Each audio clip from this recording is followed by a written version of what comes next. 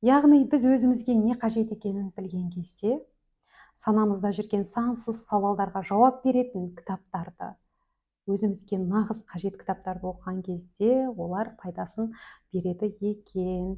Данышпан Абай айтады, адам шын мейірленсе, ақыл да білім де оған оңай қолға түседі деп.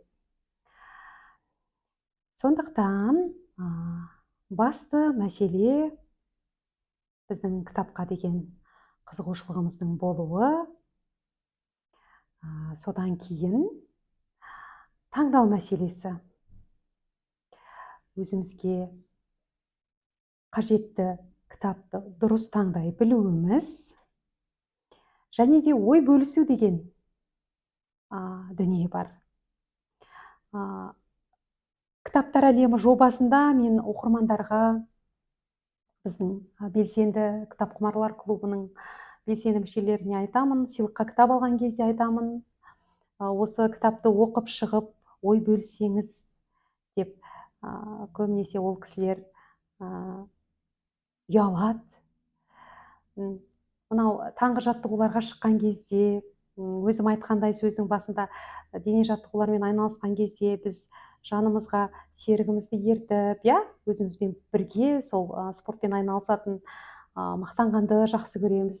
Өзімізді жігерлендіріп отырамыз. Бүгін қараш, мен 3 шақырым жүгірдім, ертең 5 шақырым жүгірем деген секілді.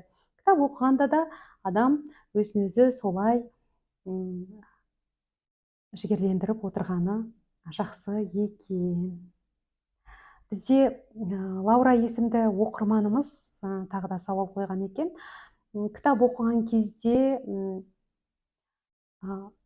қасымызға тәтті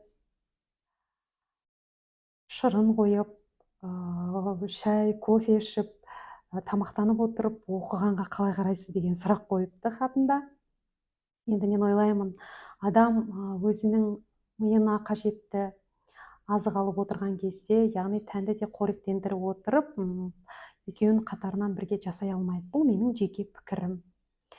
Бізде кітапты дұрыс оқудың тәсілдері бар. Біз алдағы уақытта олармен бөлісетін боламыз.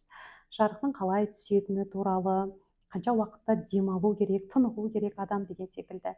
Солай 25 минут кітап оқығаннан кейін, 10 минут үзілісте, тынығып отырған сәтте кофеңізді ішіп, тәтті шырынды ішіп отырсаңыз болады.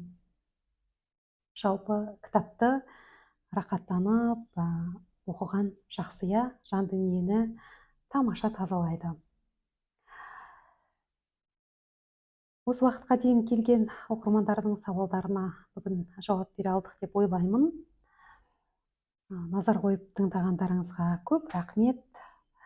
Келесі тікелей эфирде амандықпен жүздескенше.